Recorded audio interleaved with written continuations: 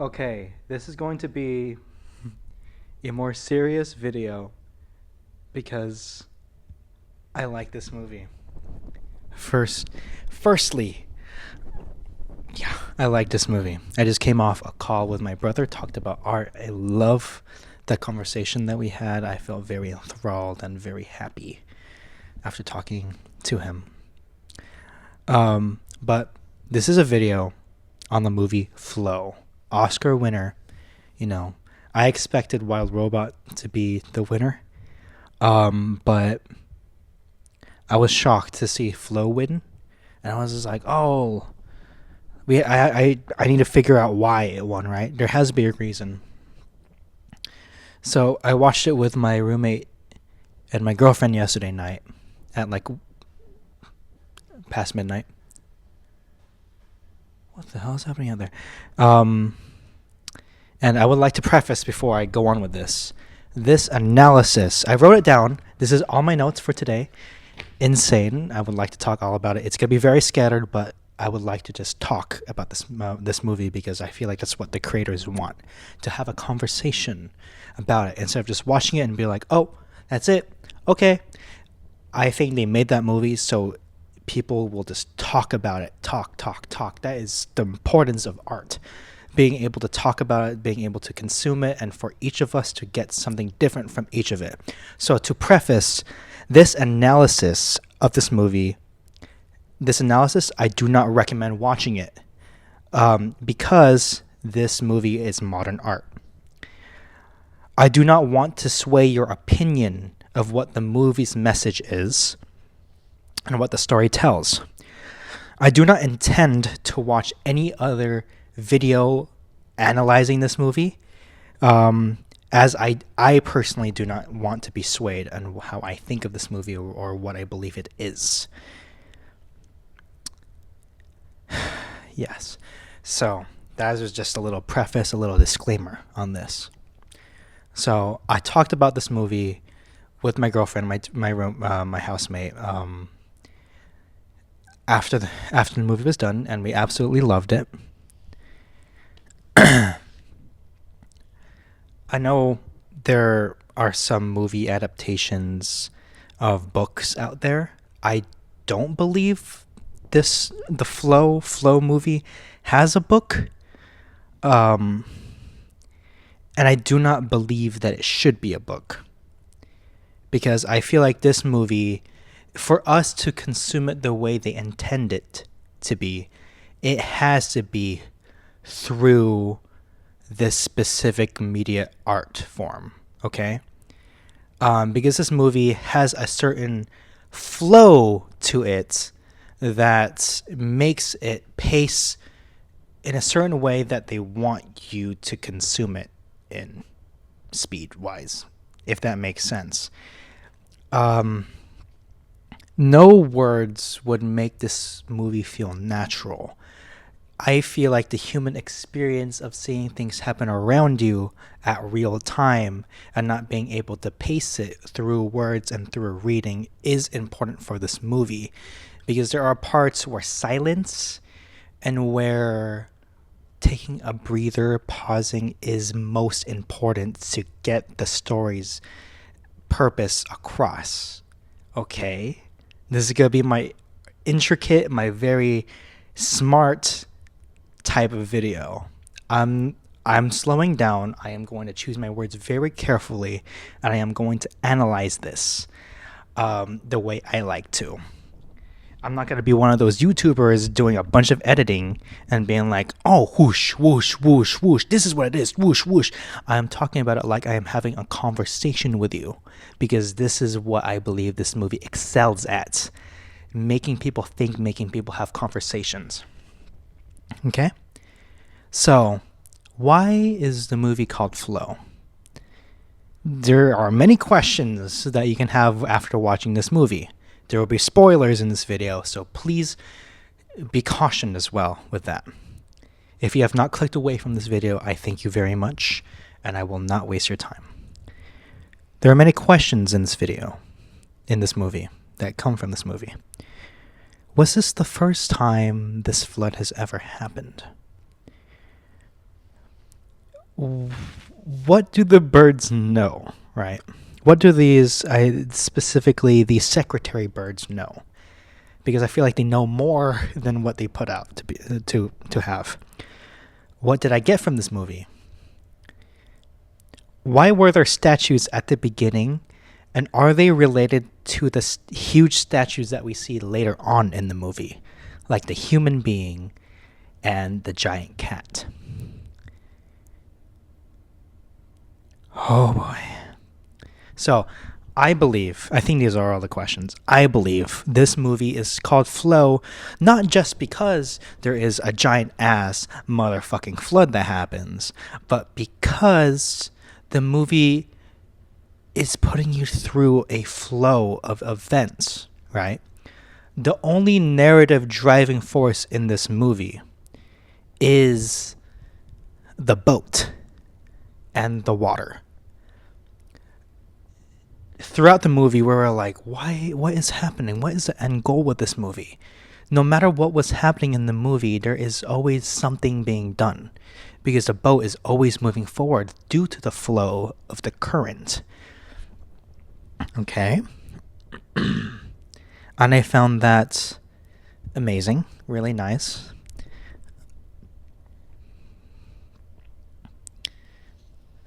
The passing of the movie's story is dictated by the passing of the current, how much the current was moving. In a sense, at the end of the movie, there being a turbulent ocean where it was crashing, left, right, all that stuff, craziness. That was going up to the climax of the movie, if there is one. Okay. So my analysis, one thing I want to bring up.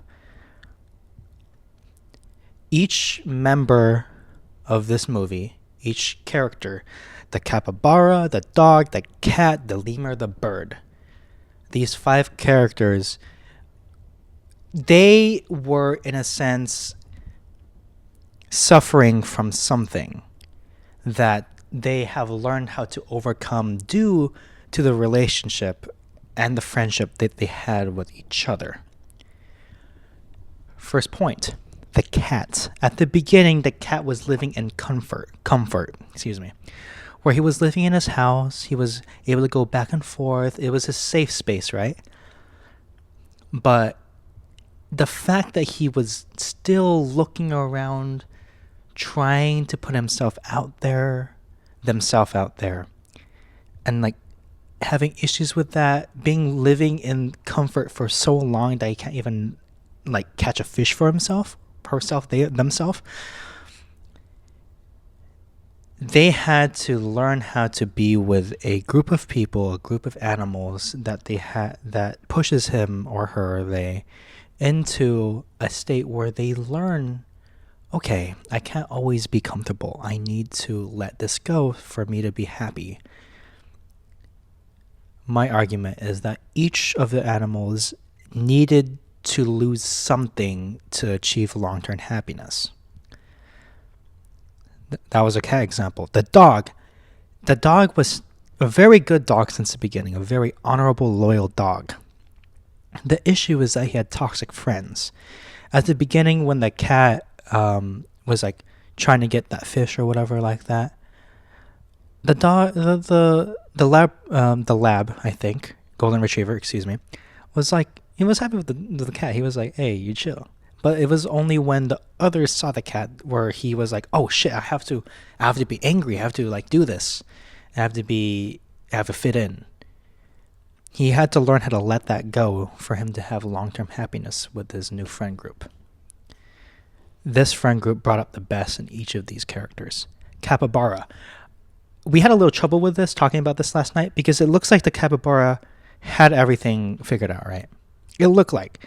But the thing is at the very end where the capybara was inside the boat and he let the other dogs out before him, he's a very selfless person. Too much of one good thing. He was willing to sacrifice himself for other people. And even though that is technically what people would say to be a good trait, for him, he almost died because of it. So I think at the end, he needed to learn how to become more selfish, fighting for himself, fighting for his friend group, for him to learn. Because he was willing to save those other dogs on the bell tower, but they weren't able. They didn't want to save him. He put himself in danger from doing this. Too much of one good thing. Lemur, obvious. Gluttony. He is very entranced by worldly possessions that he was almost willing to give up a meaningful friendship for it. So he had to let that go. And the bird, he was a good bird. Very good bird. They were a very good bird. But he had to lose pride and ego with his own friend group because he wanted to protect somebody that he believed was in the right, you know? So all these characters had their little arcs. Very, very good arcs. And what I really love about this movie is that there are no talking. Absolutely none. Just noises. The score is beautiful. I would love to watch this movie again just to hear the music. This is a movie that you just have to watch again and again and again, and you'll get something different each time. And like I said, modern art. Each person will watch this movie and get something very different from it. I saw it differently than my girlfriend, and I saw it differently than my housemate, right? My girlfriend was like, "Oh, has a lot of biblical connections to it," you know. I didn't see that because I have never read the Bible. Yeah, and my roommate Tyler, my roommate Tyler. I got you, homie. He got something different. What did he think? Ah, shit. It was kind of like... Excuse me, I would actually like to respect his opinion here. I'll think about it.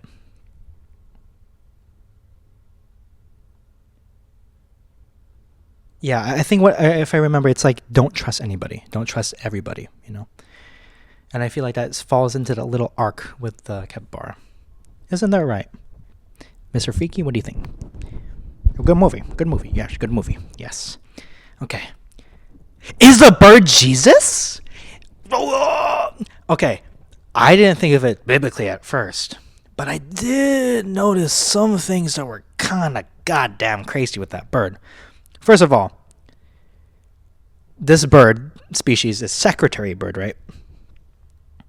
I'll get back to that because there's something genetic about these birds and the way they operate that makes him very unique from the rest of the pack.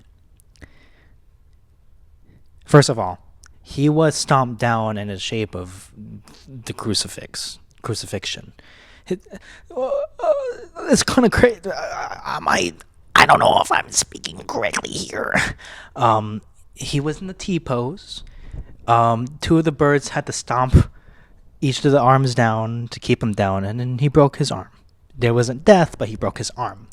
Death to ego, right there. And secretary birds, apparently they like stomping on their prey, so it makes sense. It's really cool attention to detail there. But I would like to argue that these pack of birds knew about that spire since the beginning. Because how would this bird know to manually get the boat and steer it towards the spire, right? Because the capybara was just trying to live, but this bird had a goal after his wing got broken. And I would like to argue that he is really just like Jesus Christ because he sacrificed himself at the very end of the movie, even though he knew that the people who did him wrong, that pack of birds would survive the flood because of that. And I would like to argue also that since these birds, how did this bird know that the spire did that in the first place?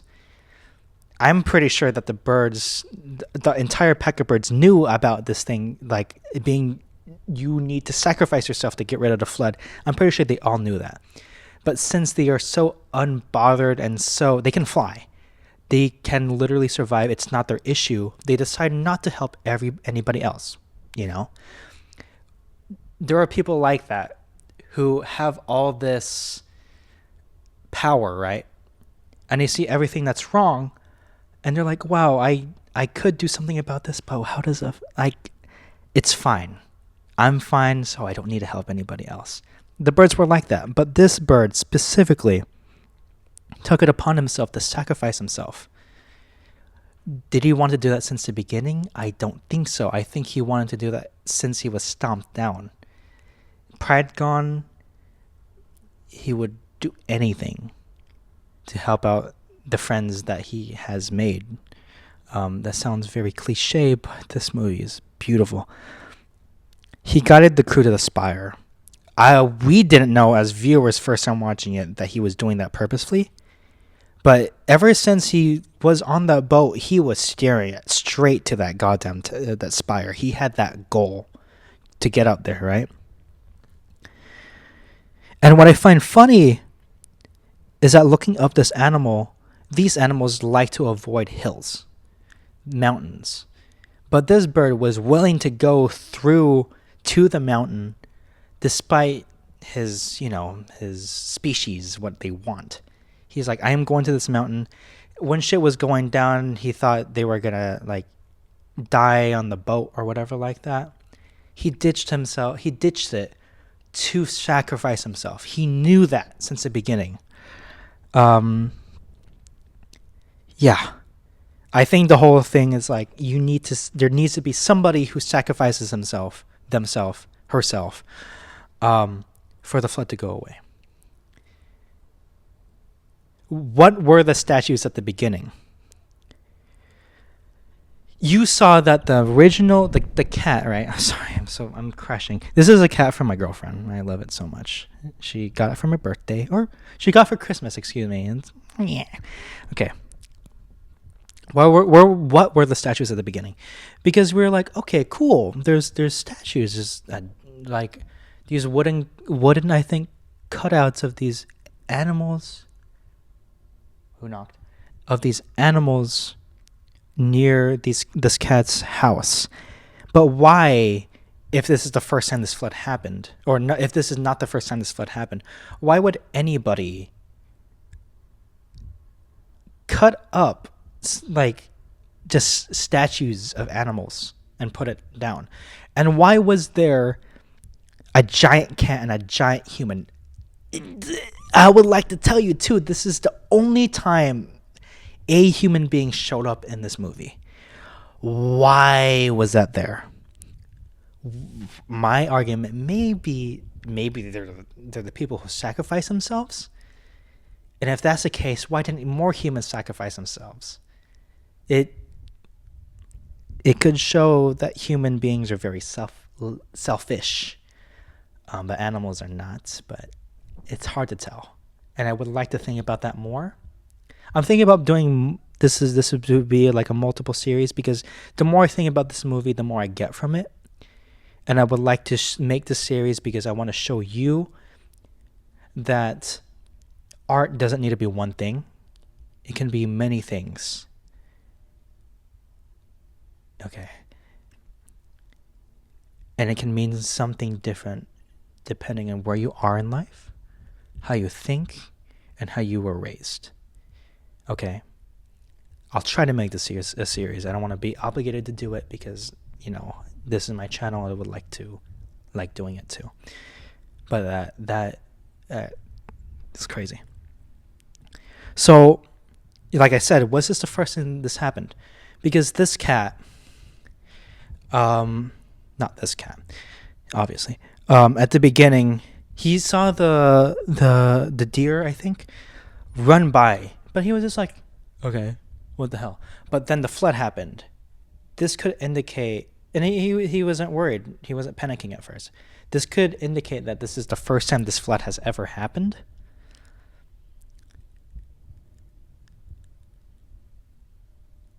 But then how did the bird know that the spire is how you get rid of the flood, right? Maybe this has happened before. This has happened before. God damn, it's crazy. There are some loose ends there at the beginning with the statues. I noticed that a lot of things in this movie come full circle, These things did not come full circle, and it comes up to interpretation, which I absolutely love. And I would like to also tell you that I personally am the type of person who loves modern art. And it's kind of a guilty pleasure for me. Excuse me. Well, I gotta say, I absolutely love the piece of art that is the banana taped to the wall, because it makes you think. I know there's some art out there that is just like, okay, I would like to replicate this thing. I would like to replicate what this building looks like, and that's art. It's beautiful, great. But this type of modern abstract art gets me specifically, in part of my soul in which I cannot pinpoint. It hits me in such a weird place that it makes me absolutely love it. The banana on the wall, okay, it looks like shit. First of all, why is it a banana on the wall? You're shitting on me right now. I know it. I know you don't care because art is amazing and it's subjective. Awesome. Cool. Why wasn't it an apple on the wall? I don't know if it was an act of protest, but anything that gets you thinking like this, I would like to argue that it is art. A goddamn printer on a carpet floor that I have here could be seen as art. Everything is art. I would like to say that. Every goddamn thing is art.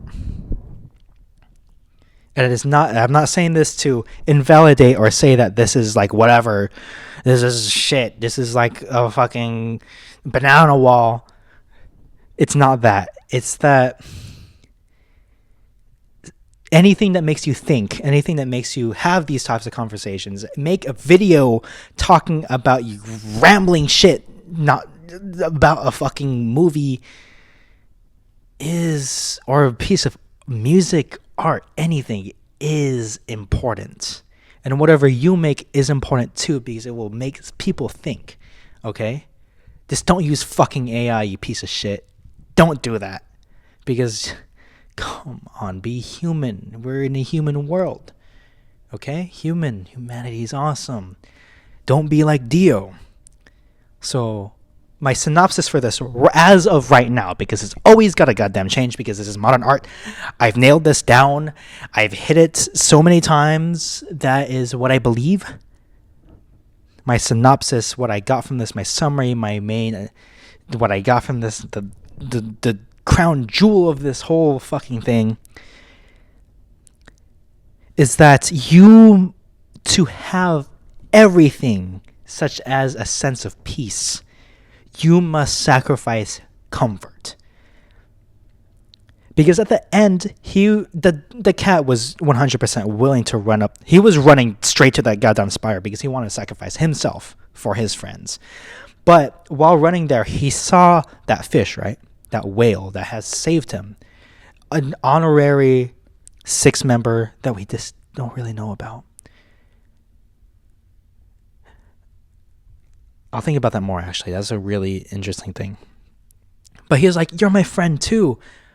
If I sacrifice myself and there will be no flood, you're going to die. But if I don't sacrifice myself, you would survive. This fish would survive. But my friends would live in such discomfort in the ocean.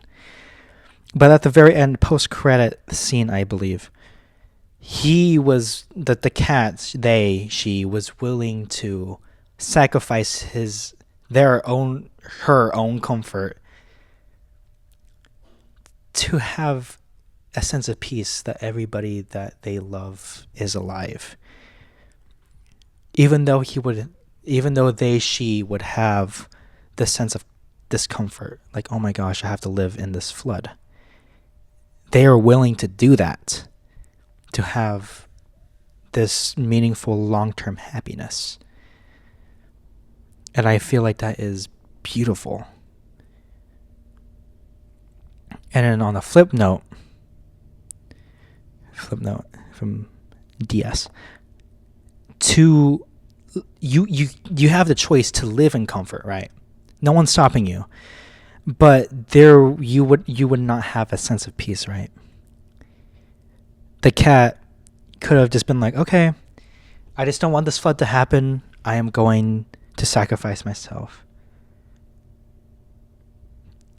In a sense, this is them making this choice of comfort. Of like, okay, I don't have to live in this flood, but you would feel this guilt of that fish dying. To have peace, you must sacrifice. That is the ultimate thing I got from this movie. And it will change. It will definitely change.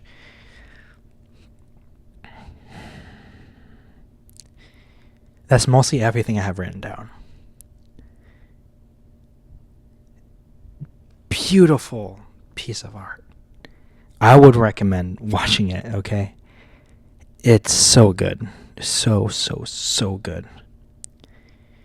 We talked about the bird being Jesus.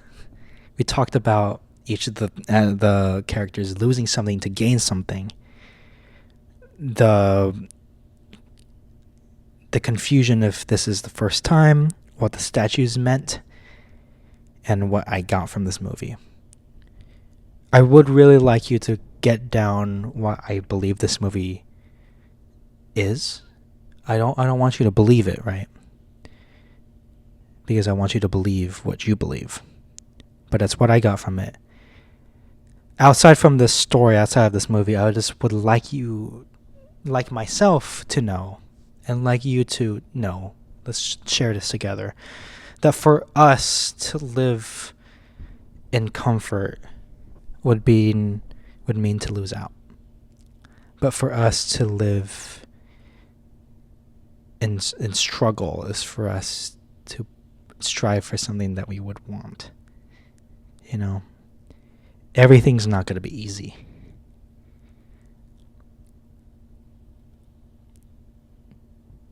But that pursuit to actually have that type of happiness is the most beautiful thing, you know.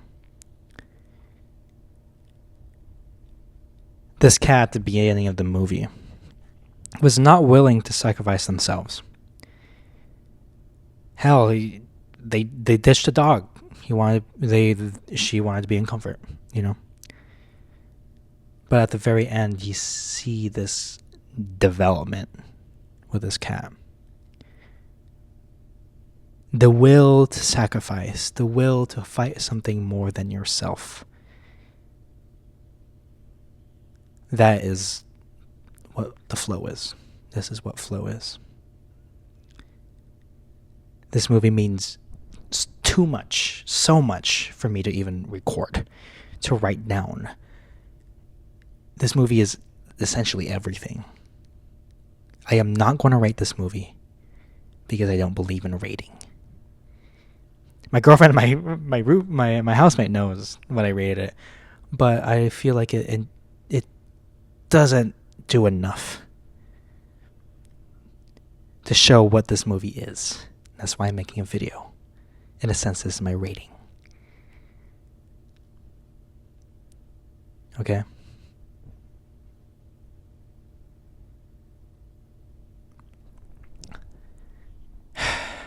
Should I talk about the color of the movie? Instead of a rating, I'll talk about the color. The color of this movie is obviously blue. Take that as you will. I would like to thank you for watching this video. I will wait until 30 minutes passes. I'm really enjoying this type of video format. The ability for me to speak. I stumble upon my words. I have sort of a stutter. But with these videos, I am learning how to talk more intricately and talk to get my point across. And I do thank you so much for watching these. If you got to this point, thank you. And, you know, keep fighting. Keep doing what you love. Start creating, you know. Because we're only on this earth for so goddamn long, right?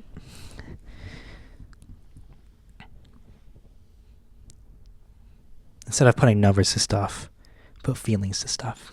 Okay? It's okay to feel happy, sad, whatever. It's okay to interpret feelings from a piece of art because it means different things for different people. Fall in love with art for what it is, not as a consumer market, okay?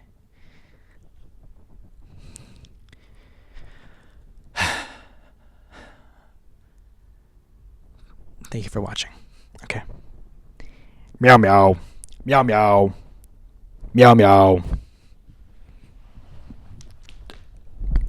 What am I doing? Actually, I know what I'm doing. And having a good damn time.